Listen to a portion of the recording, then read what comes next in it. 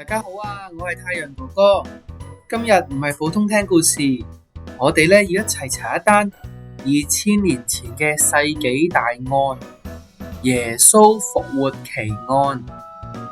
相信我哋都聽過復活節，講到耶穌為我哋嘅罪死喺十字架，並且死而復活。但係大家有冇諗過，耶穌死而復活呢件事到底係真嘅定係假嘅呢？ What? Bro, what are you talking about, man?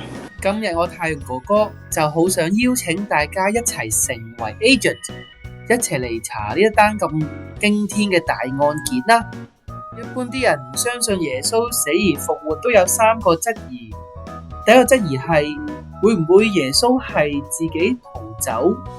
佢冇死到，佢只係痛到暈咗，喺個墳墓度醒返，自己推開嚿大石走出嚟。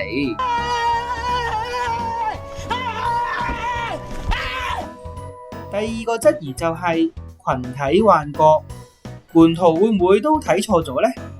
門徒會唔會太掛住耶穌，所以產生幻覺，見到耶穌，但其實只係白日夢？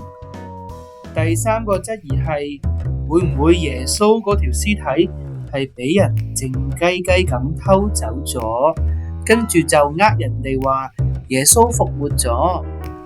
我哋一齊用理性同埋智慧去思想一下，到底呢啲嘅質疑係咪真嘅？好，我哋一齊飛返去耶穌被埋葬嘅墳墓嗰度睇一睇。哇，原來擋住喺墳墓面前嗰嚿石頭係咁大咁重噶。如果耶穌只係一個普通嘅人，仲要受重傷，又邊有可能推得開呢嚿石頭逃走啊？好，我哋又走返去以色列嘅街道睇返嗰班見過耶穌復活嘅門徒先。哇，原來有成500個人見過復活之後嘅耶穌啊！有啲仲同佢食飯傾偈，冇可能咁多人同一時間都有幻覺㗎。最後我哋要入去墳墓裏面睇一睇啊！咦，呢塊咪就係包住耶穌屍體嘅裹屍布？哇，咁整齊咁擺喺度，冇可能有賊仔偷耶穌個屍體喎，因為偷耶穌屍體嘅時候，邊度仲有時間去疊翻咁整齊嘅布啊？耶穌睇嚟真係復活咗。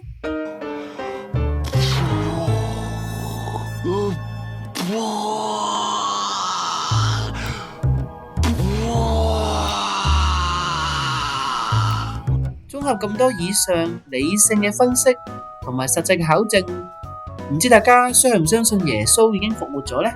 對於我嚟講，我已經相信耶穌真係復活咗㗎。其實根據聖經羅馬書1章4節，我哋一齊讀一次啊！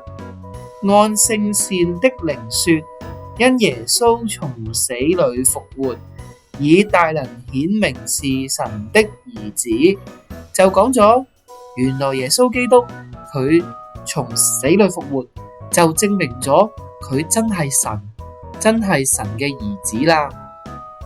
耶穌基督真係從死裏復活，佢真係神啊！所以我哋都要向身邊嘅人去分享呢個咁美好嘅消息，讓更多人去經歷耶穌死而復活嘅大能啊！如果你鍾意呢條片，歡迎你 like 同埋 share 出去。我仲會有好多類似嘅故事同大家分享，所以歡迎大家訂閱我嘅 YouTube channel。我哋下次再見。